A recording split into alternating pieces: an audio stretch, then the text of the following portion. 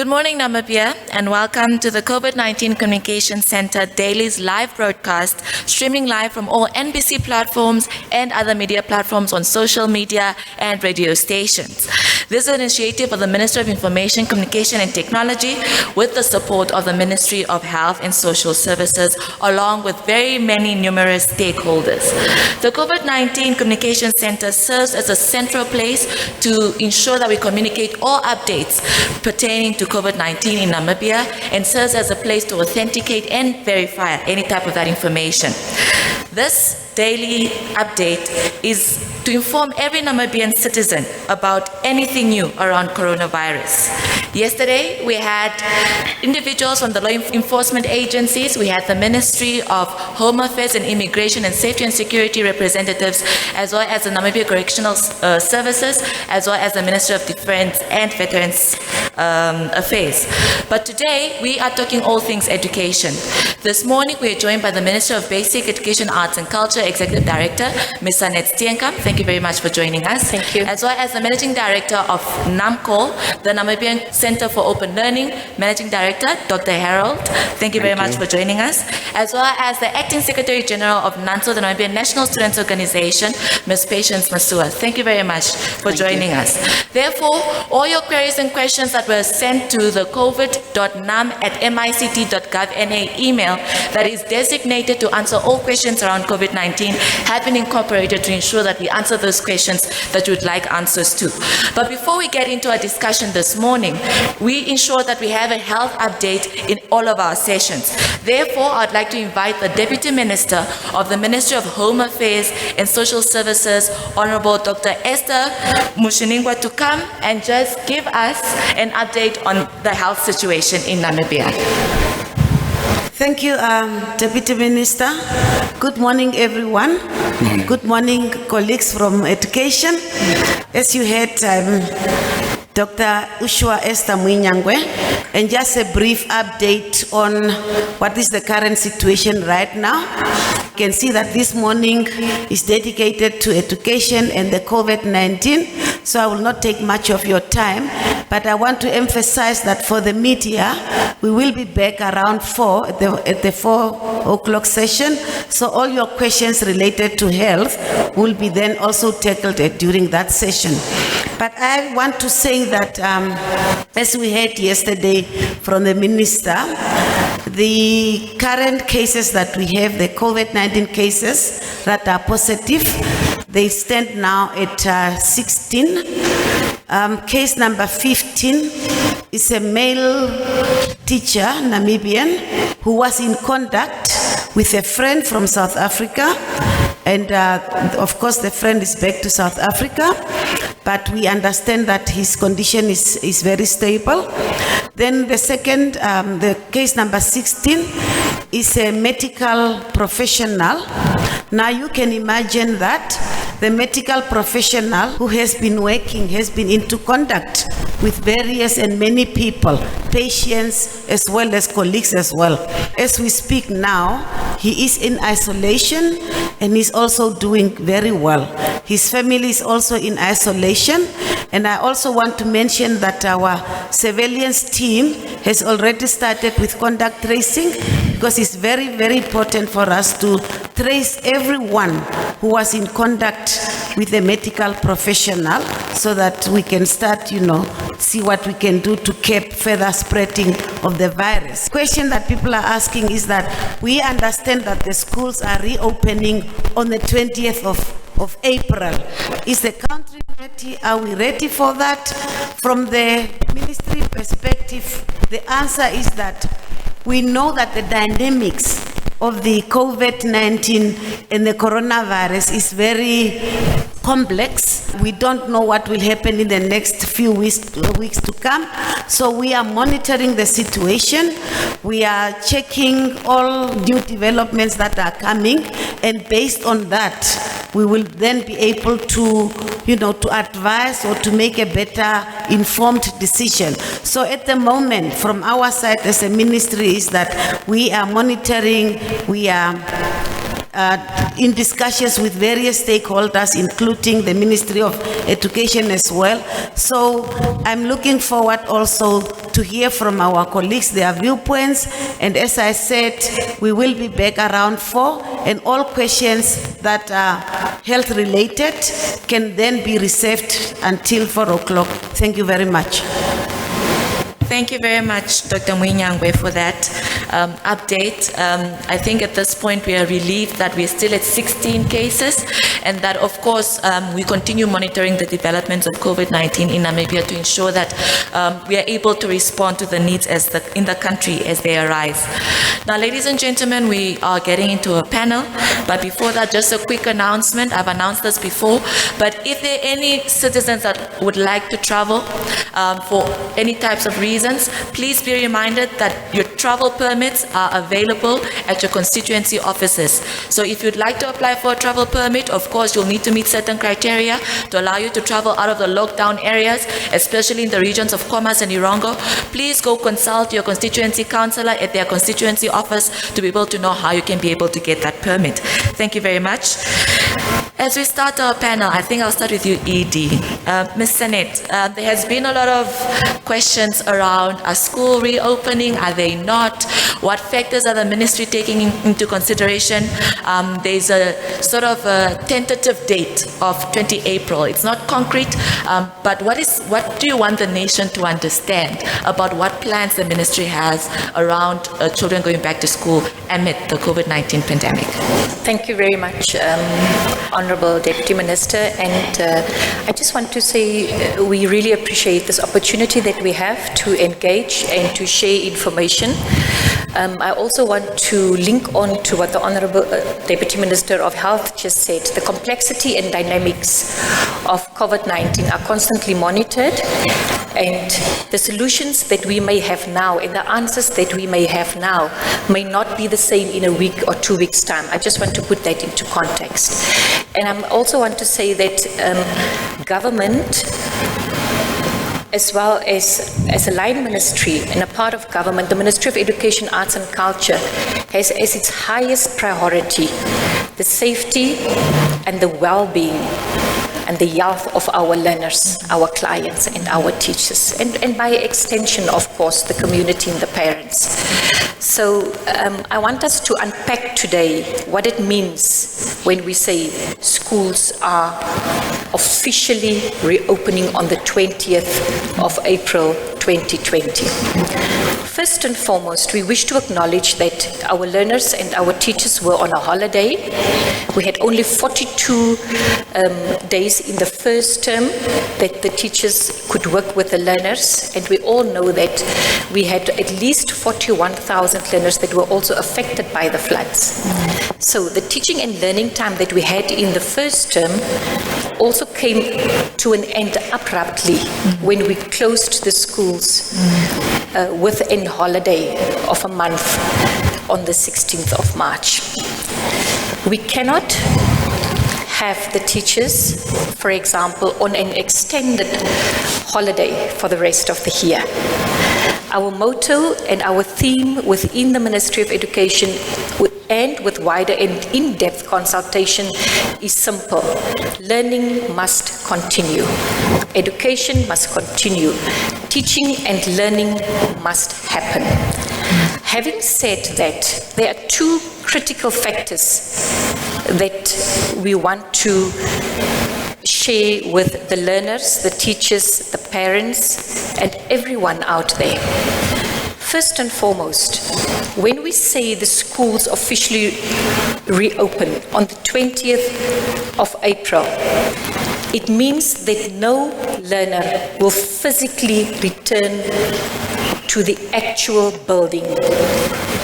It means no parent will go and drop a child at school, no taxi will go and drop a child at school, and a child will not be walked to school. So the children will not physically go to school, the physical building. That's the first part. The second part is we are saying we need to turn into a new mind shift and unpack what will it mean for a teacher. And we've got 30,000 teachers plus. Can you imagine the power of 30,000? So we've got more than 30,000 teachers that are talented, that are qualified, that have skills, knowledge that they can still share. How do we unpack the notion of teachers working from home? That's the thing that we need to unpack. And I think, as I said, Honourable, our answers that we have now may not be the same as we continuously monitor and we continuously engage vertically, horizontally, we speak to parents, we speak to teachers, we speak to principals, directors, regional education forum members. We try to get everybody's view on the matter. So I want to say we've got very talented, skilled teachers who have not been sitting idle during the holiday also, and who've already put mechanisms in place. So I want to end now to say those are the two factors. First and foremost, children will not physically go to a school, they will remain at home. And we are very serious when we say we have reports where learners and children are still roaming the street. It must come to an end. Children must remain at home. Come the 20th of April, we want to restore a sense of purpose again. We want to restore structured learning in the house. We want to restore time set aside only for education, only for reading. And that will give us a sense of purpose in this very trying and difficult times.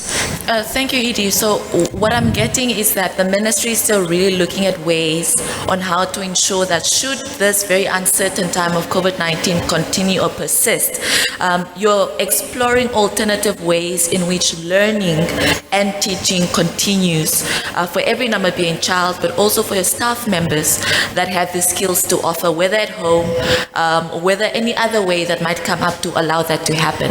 And the parents must be reassured that your ministry is handling that. The ministry is working around the clock. We've got a team working full strength with other stakeholders. As we speak, we've got the development partners on board and we're having a meeting, my colleagues are having a meeting, looking in all the modalities. So we need to unpack, and we've done that already. We've consulted NAMCOL, we've worked with NANSU, we are putting heads together with our unions, and we are receiving by tomorrow was our cut-off date for inputs into our directives that may inform us how to move about. For now, we want to introduce and unpack the notion of working from home for teachers. What would it entail? How will the teacher make use of online or virtual or digital solutions to reach the learners? How will the teacher offline reach the learners that we know do not have access? And all that are being unpacked. We're getting very valuable inputs from teachers themselves, from principals themselves, and from our regional directorates, as well as our teams that we consult as external key stakeholders. In all of this, Edie, I believe you'll need a lot of support of the parents and guardians of these children in this process.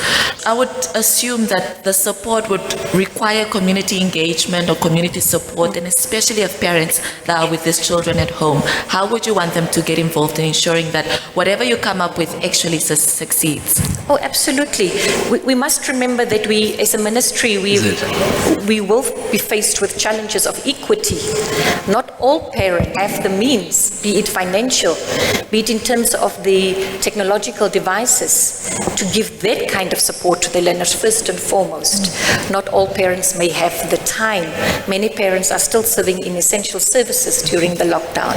But the parents that are at home and are trying to strike a balance, they had one message for me and say, Mesanet, help us so that learning is simplified. Let the teachers, even through a WhatsApp group with us as parents, let teachers start WhatsApp groups with us and with the learners and guide us and support us. Because I may now know how how to explain a water cycle, but I may not know how to go on other things that require much more knowledge and skills. So there are many parents that are truly willing, but they are faced with the issue of introducing structure and discipline. And this is why we say when we open schools, learners must know holiday mode is over. Teachers must know holiday mode is over. And even for the parents, one parent yesterday was saying, thank you for the advice. I will now make sure that my child will wake up and put on school uniform. We will have breakfast, there will be school uniform be worn, and the child will then go into the learning that will take place. COVID-19. I'm going to say something which may sound controversial. If there are key lessons that we as a ministry have learned, is that first and foremost we're returning to the basics. We're returning to introduce numeracy and literacy through platforms such as, for example, the Namibia Reads app. The Namibia Reads app makes provision for 1 year to 11 years, with quizzes, more than 1,000 quizzes, books, for all ages. It's culturally acceptable, it crosses cultures, and it gives the child an opportunity to learn phonics at home. It teaches a child to learn the basic literacy, numeracy, and to move from elementary to a much more advanced stage for the ages of 1 to 9. And that is available. We will run an advert. So we're returning to the basics. We're returning to parents taking onions and do multiplication tables. We're returning to parents becoming creative with sticks and stones. I mean, we're returning to the most basic things, but we've also learned that as a ministry, we have to give new definition to what it entails to have open and distance learning, and the discipline and the independent learning that comes with it, and also to embrace technology as we move forward, not just during COVID-19, but beyond. All right, thank you so much, Edie. Let me move over to Ms. Masua. A stakeholder, of course, very important, NANSO being a representative of learners and students in the country. Would like to know from your side, how is the organization helping stakeholders such as the Ministry of Education and NAMCO to ensure that pupils actually are able to adjust to the situation we're in now, and that learning sort of continues, or supporting learners to be able to adjust to this transition we're in? Thank you, Honourable Deputy Minister. I think ours, as the Namibia National Student Organization, we need to be seen to be serving our constituents, and during this time our constituents are obviously the learners and the students of Namibia. But much more importantly for us is to support our government during this time. We understand that these circumstances obviously came very unexpectedly, but in supporting our government, ours as NANSO is to ensure that whatever decisions are made are decisions that will benefit all learners. So if we're moving to online learning, we need to ensure that there's adequate accessibility so that the right to education is equitably achieved. Another aspect that we need to look at is a social aspect. So we're looking at things like school feeding programs that used to be in place. Many learners used to survive off of school feeding programs. So what we're saying as NANSO is we are currently in engagements with principals to identify vulnerable families, where we as NANSO can act as the network between the ministry and the schools and those learners. Another project that we're also doing a stakeholder engagement on right now is that we want to prepare a student package, and it's excellent that the Honourable Executive Director mentioned that teachers are actually willing to be on board. So we are engaging teachers to ensure that as NANSO we can create a student package that will contain exercises, mathematics, English and stuff. We're currently only focusing on grade 1 and 3 because of a lack of resources with the organization, but we're looking looking at really targeting masses of students where we can give them the necessary stationery that they may not have at home, the necessary booklets that they may not have at home, and just ensure that we are representing our constituents as the Namibia National Student Organization. Very interesting.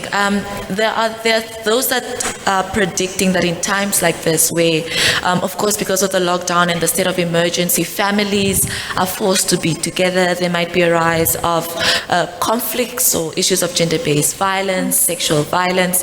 We saw that your organization launched an emergency number. Could you just tell us a little bit about that? So the emergency number is around a project that came out just when we heard of the lockdown. Obviously, as you stated contextually, Honorable Executive Director, home circumstances are not always ideal for everybody, and sometimes schools used to provide psychologists, life skills teachers used to provide that support, and we know that there is already a COVID helpline, but we decided as the organization that to serve the students and the learners, but also the nation at large, we have a hotline that can be dialed should you find yourself in a position of where you're a victim of abuse at home. So obviously this is specifically for this time during the lockdown, but what we've decided as an executive for the organization is that we want to create a sustainable plan so that NANSO can also act as a body where you can come report if you're facing any sort of abuse. So that's definitely something that is actively running, an exciting campaign that we're running during this time. But the executive director, when I spoke to her earlier, also mentioned that the ministry has availed a number of psychologists and therapists that students and learners can work with during this time. Also just to assist parents in that regard to create structure and so forth. But from our side as NANSO, we definitely have the hotline. Can call if you're a learner, if you're a student, but regardless of who you are, ours is really to support government during this time. I don't think it's a time to be radical and to be critical, but it's a time that all of us as stakeholders really stand together to support our government during this time. Oh, thank you very much. Just a quick move on to NAMCO, Dr. Morangi. We have a transition from the old curriculum to the new curriculum. NAMCO, of course, being that institution that allows learners to improve on their grades after they have written the exams. Many are still using the old curriculum because of that transition. How has this affected that transition, and what other aspects of rectifying, should there be any anomalies in that regard? Thank you, Honorable Deputy Minister. We are privileged as an institution because with our mandate, we are an open and distance learning institution, and our students are learning at a distance, although we know that they are separated from the teacher in terms of space and time. In our case, education, teaching and learning continues. There are certain areas that are affected. The only area that is affected is the conduct teaching. We're supposed to have face-to-face classes for our learners during the school holidays, what we refer to as block tuition.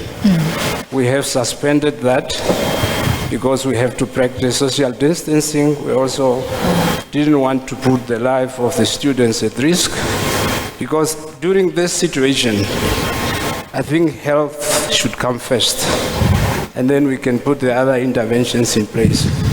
We in open and distance learning, we have came up with a very nice phrase, and I think this is a phrase that we should adopt as all in the education sector, and we are saying for COVID classes occur virtually, irrespective of the disease. Teaching and learning should continue. Absolutely. We cannot sit without providing necessary support to the learners and the teachers.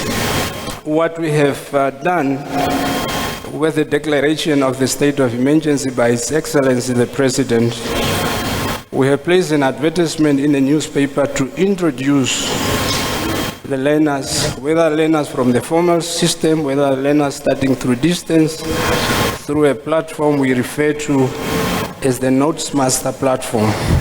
I've just looked at the platform at the moment. We have at the moment 5,600 students that have signed up for the platform with the declaration of the state of emergency. We are aware of some challenges with regard to some learners in terms of electricity, low bandwidth, in terms of them not having devices. But I think that is a step in the right direction. I think COVID, to me, it's a challenge, but it's creating opportunities for us to think out of the box and to think differently, and for us to come up with innovative ways of delivering education. I will urge the students and the teachers to sign up for the platform. I think at the end I'm going to give the address for the platform for learners and teachers to sign up. But I think what we have done in the meantime during the school holiday, we have appointed teachers, the best teachers from the formal education system, and we told them that we want you to create notes for the learners. The notes are being loaded every day. We expect the teachers to be on the platform at least for 2 hours to prepare the notes, to load the notes, and to respond to the questions from the learners. Unfortunately, at the moment, this is only applicable to the senior secondary phase, grade 10, grade 11, and grade 12, because that is our mandate. But we had a very good discussion with the Honorable Minister and Deputy Minister of Education, Arts and Culture and the ED last week, Friday. And we are really looking at innovative ways of delivering education. NAMCOL is an institution funded by the state. Whatever we do should be to the benefit of the stakeholders.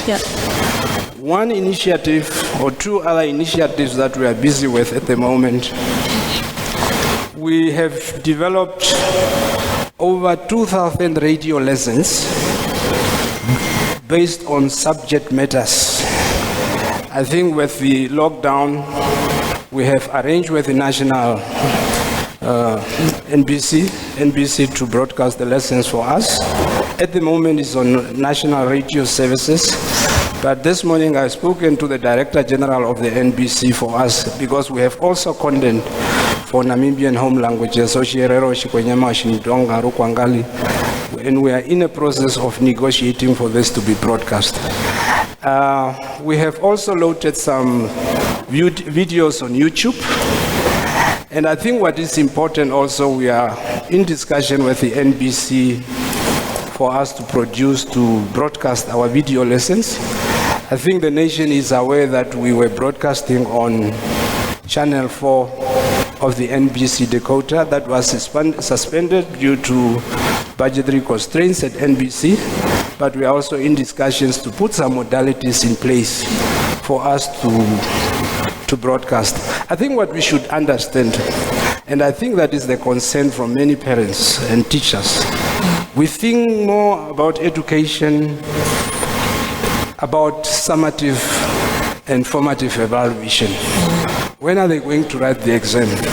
But we forget that education is a social activity. We should also provide something to the learners during this difficult period for them not to engage in unnecessary activities. And we can only do that if we can pull the resources together and if we can work together. I'm saying that COVID provided opportunities for us. And the one opportunity provided for us is for us to collaborate as stakeholders. We are getting together now.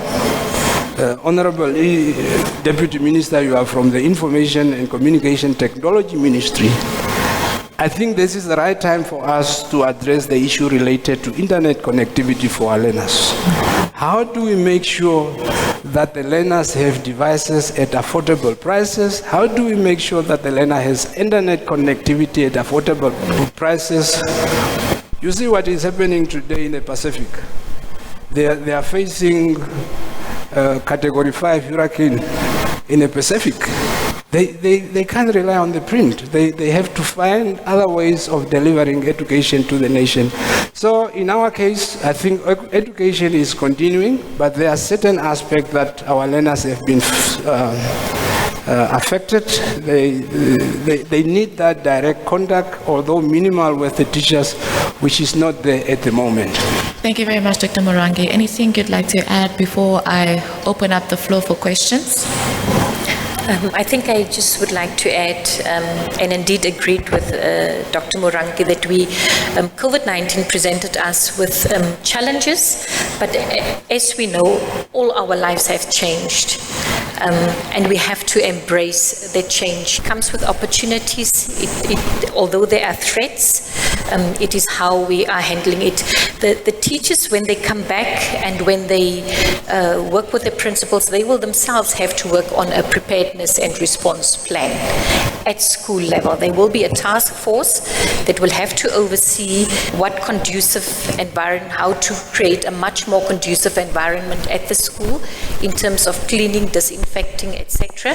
And then secondly, to then work together as a team at the school to do a contextual profiling of the school, its learners, an assessment basically of the needs and what it may require of them to do online teaching, or how to assist the learners that may not have access to online. Thank you. Ms. Masoha? I would just actually conclusively like to commend the Education Ministry, and I think the ED just made it clear that the academic calendar of the learners has not been disrupted because the holiday moved up. And that is warmly welcome because it shows a lot of proactiveness on behalf of the ministry. But just once again to reiterate that NANSO definitely is there for support to any student or learner. Our contact numbers are to your avail 24 hours a day. So just to reaffirm that commitment. Thank you very much. I now open up the floor for questions. I already have a hand over here and two over there. Sir, please just stand at the podium so that you may ask your questions to the panel. The DM of Health is also available if you would like to ask a question related to health. Good morning. My name is Thierry. I'm a freelance journalist. My first question goes to Ms. Steenkamp. So much so about going virtual, but can you just give me numbers of how many pupils are in the rural areas? And if you consider these ones as well, when you're talking of going virtual, because these are kids that do not even have access to gadgets. Some of them actually go to school under a tree, so if you consider this as well.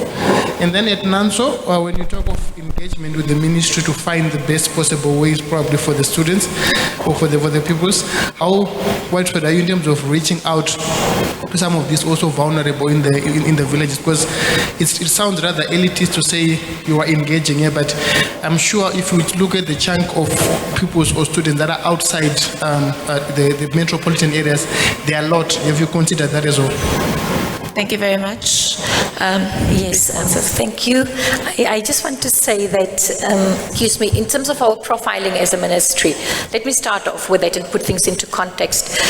The Ministry of Education, Arts and Culture represents 37.6% of the public servants in this country. It is the biggest ministry.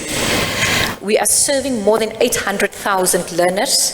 We have more than 30,000 teachers, that is inclusive of private school teachers.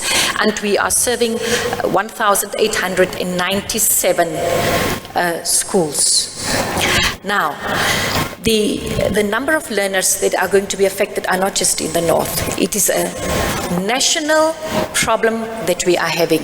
Out of the 800,000 learners we have two systems that were supposed and that we needed to address in terms of grade 11 and grade 12 with the legacy, the old curriculum and the new curriculum.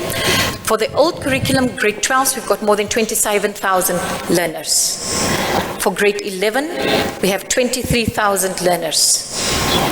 Now, our biggest congregation of learners are in the primary sector, okay? From pre-primary with more than 52,000 up to grade 9.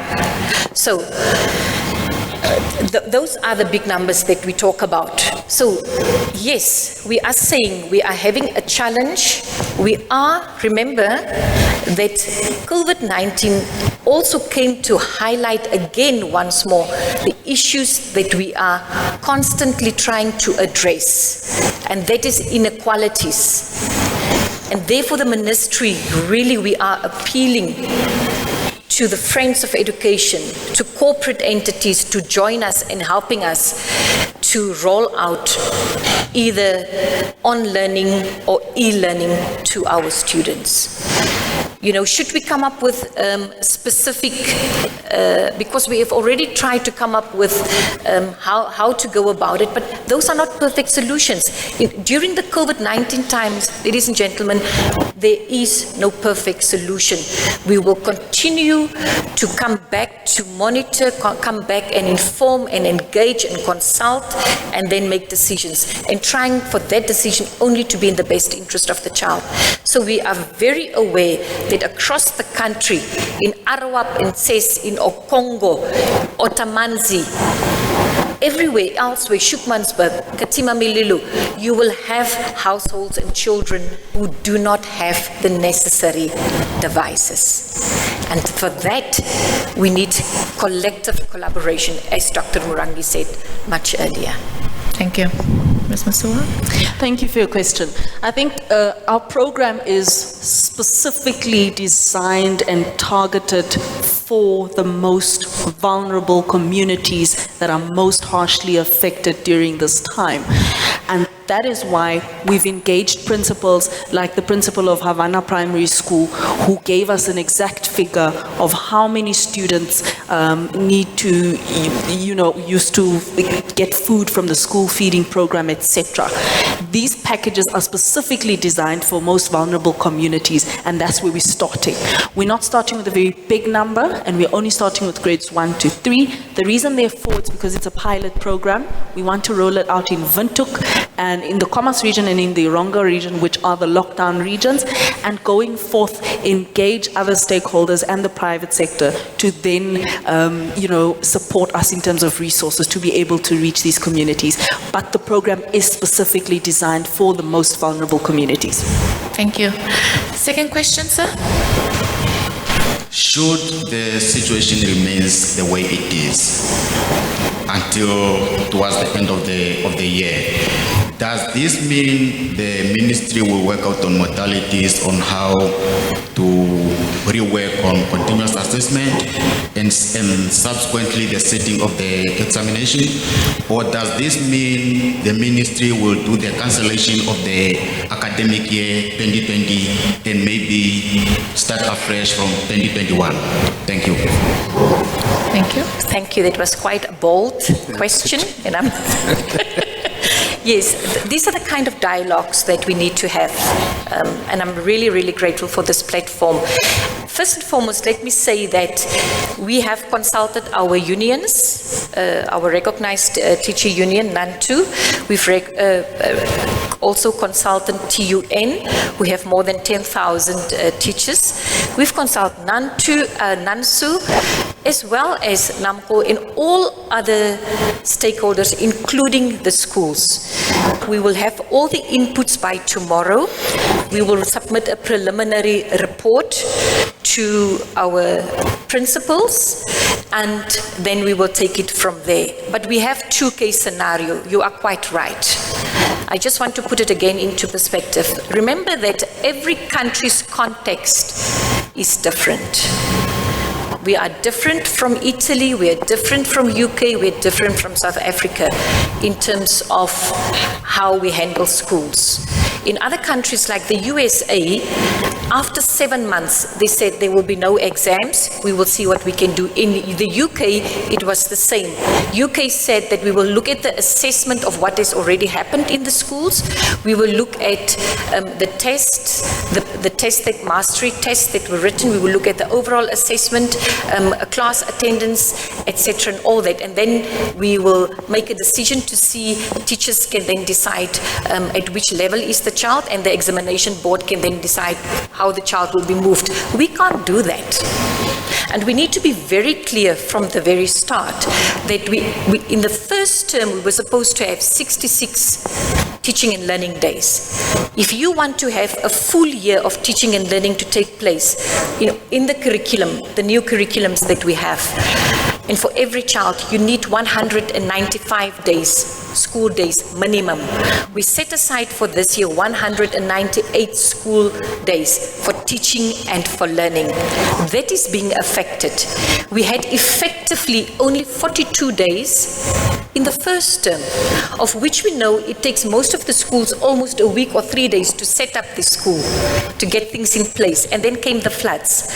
So this is why we are so passionate, and we want to do the right thing as government and as a ministry to say, let the teaching and learning continue. We will continuously monitor, and I want to say, like everybody else, we are building the boat as we are sailing. We don't have all the answers now. Worst case scenario, what you've also mentioned, sir, is the fact that we will not cancel a year. Because you see, as Dr. Murangi said, learning, we also need to see it in its social context. This is the time when family bonds, when we as family need to come much closer, we need to appreciate each other.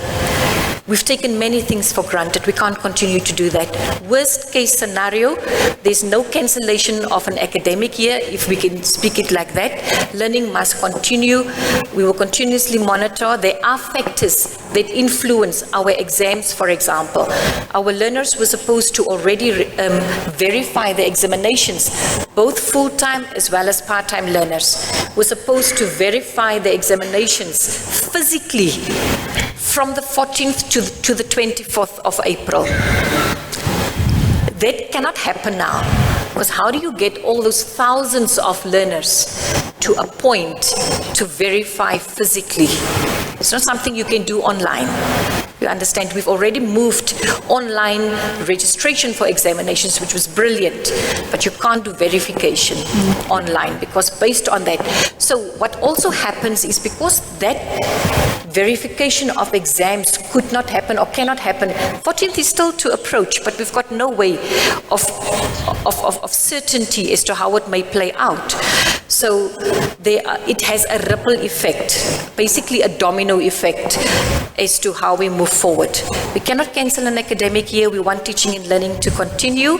Our teachers are gainfully employed. I am gainfully employed. And although we are, for example, working from home, there are days that we have to work flexi hours and that we really have to take stock of what has been achieved. It is the same for the rest of the year.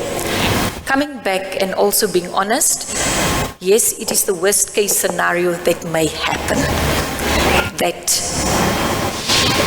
learners may repeat in 2021, the current grades.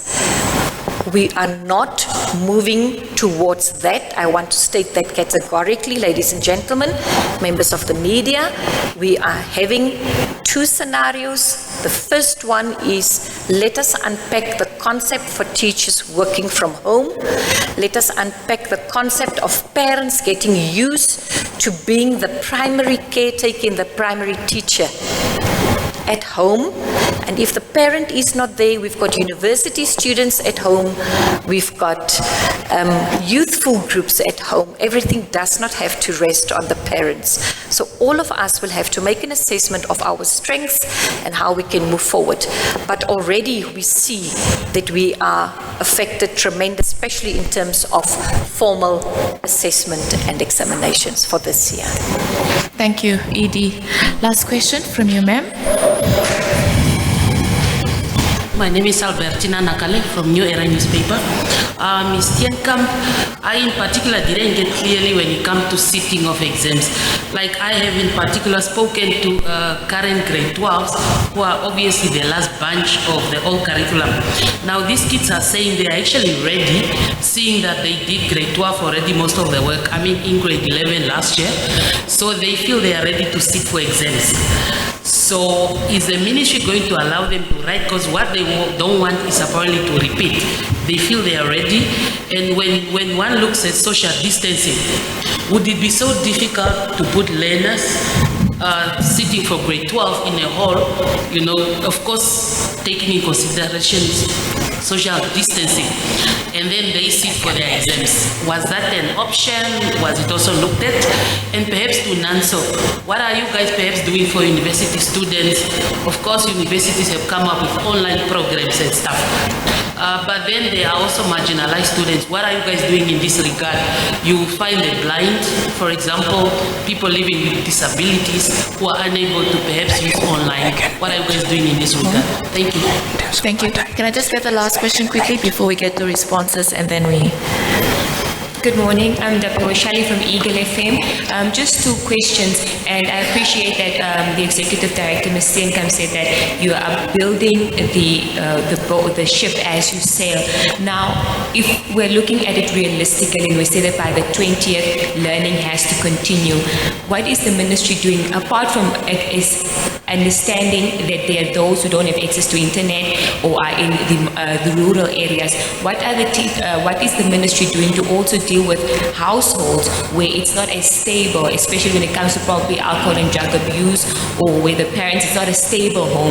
And is there any collaboration with the Ministry of Health through social services to make sure that there is a conducive space for the learners to be teaching, or for that relationship between parents and learners for this teaching and learning to continue?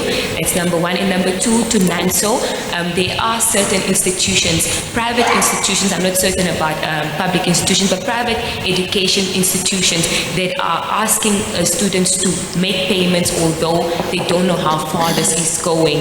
What are you doing to engage and make sure that students are not taken advantage, especially those who are even being threatened that they will be kicked out of the academic year should they not pay? No, even though they did not have lessons for a certain period, and also they don't know how far they are going, and also that they're not making any alternatives when it comes to online teaching. Thank you very much. Just responses? I'll answer for the formal education, and Dr. Morango will gladly add on the issue of part-time students. Albertina, as I said, we are appreciating the fact that we are sitting in an unprecedented situation. Many of us are also full-time studying, whether it is on a distance mode or online mode, and that also affected everybody's life. There is no normal anymore with COVID-19. What we can just do now is, as a collective, to truly see what works best. If there are grade 12 learners who say that they are ready to write exams, we have to know that there are specific processes that must first be in place before an exam can be written.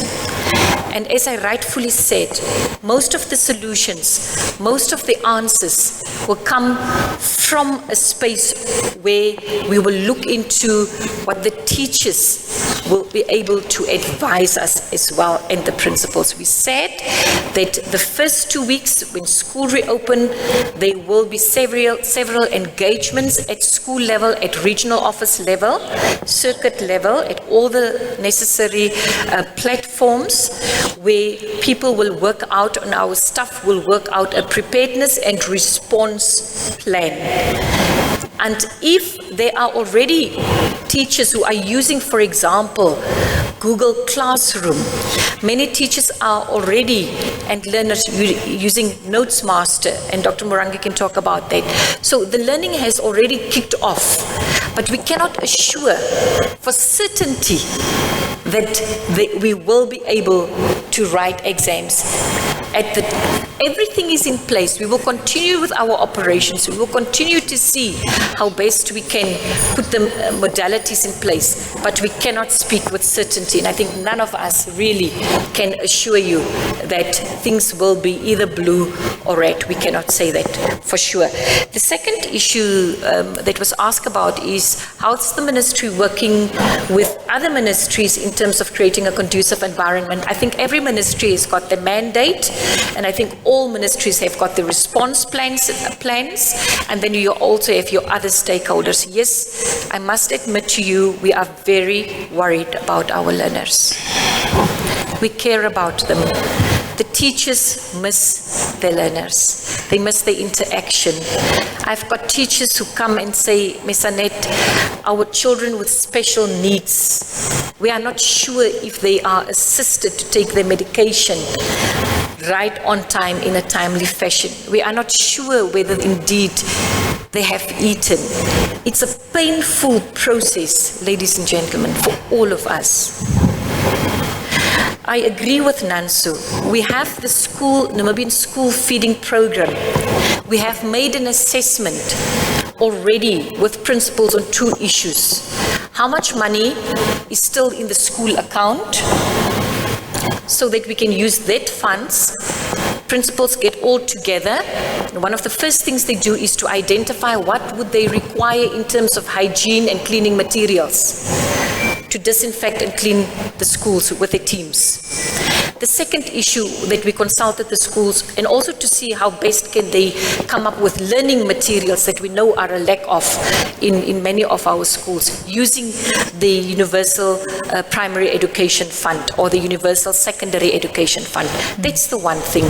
The second thing we made a needs assessment of is how many bags of school feeding do we still have at our schools. And remember, our school feeding program caters at least for more than 370,000 learners. We have made that assessment. In our directives that we will give back to the schools, we will also address the modalities under the regional council, because this food is at school.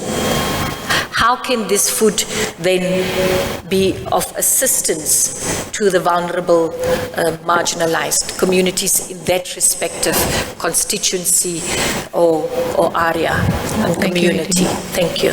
Maybe coming to the question on part-time students repeating and they are of the opinion that they are ready to sit for the exam.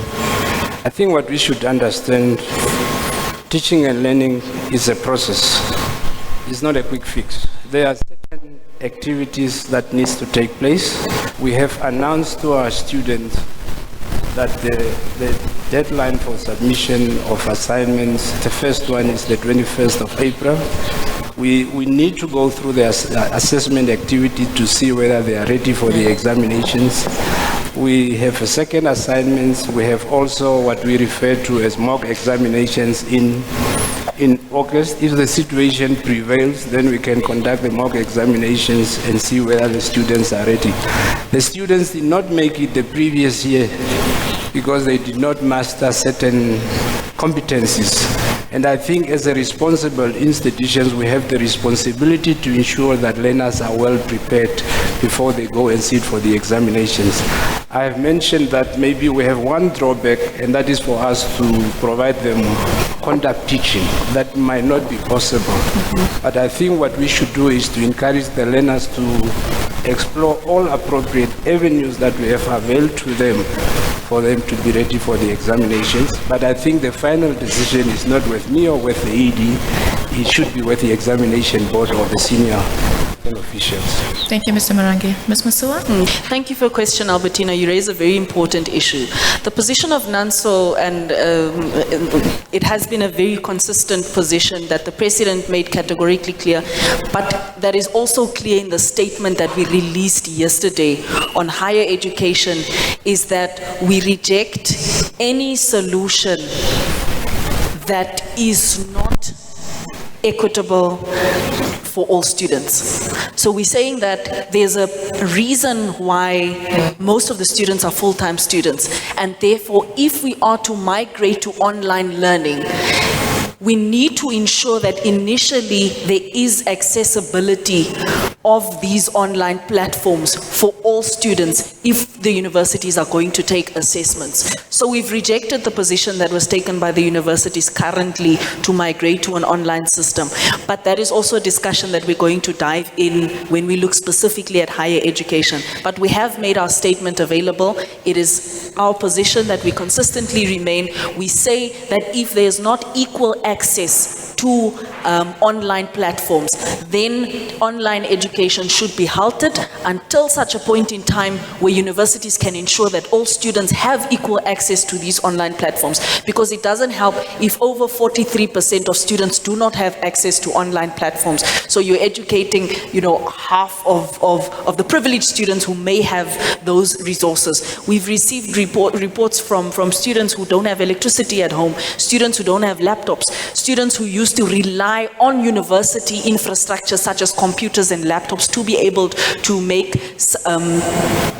submit assignments, and you still have lecturers that are demanding assessments from students amidst this crisis, where students who used to charge their phones at shebeens, for example, these shebeens are closed. They can't charge their phones now. So it's a really intricate and a really sensitive matter. But what we are saying as NANSO is that we will not let mitigating measures during this crisis be at the disadvantage of students who did equally pay for registration fees at universities and who find themselves in these unforeseen circumstances, not by their own means. Thank you, Mr. Masua. 30 seconds, final remarks to just the nation about how really the education sector is trying to pull together to go through this very difficult time. We can start with you. Ours as NANSO is just to reaffirm our commitment to our students and learners, to trust that we are working around the clock to ensure that all measures that are taken now is accessible to all our learners and students. And to our students to also be rest assured that we are supporting our government during this time to ensure that all stakeholders stand together and make it through this difficult time that our country is facing. Thank you. Thank you. I would just like to say that yes, we expect that there may be resistance, even among some of the teaching fraternity, but overall we had really very good inputs from teachers themselves, and I just want to acknowledge the ministerial teams, all our development partners, all our key stakeholders, NAMPO, the unions, really for coming forward and working so closely with us. And I want to tell the parent that every parent, you have a contribution to make. Please do not underestimate your strength in the household or the strength of the guardian. And to the learners, make use of the time when the schools do reopen to spend your time in a structured, disciplined and sound management manner where you know that you have been constructively engaging into learning, and that will actually help you on the way forward. Thank you.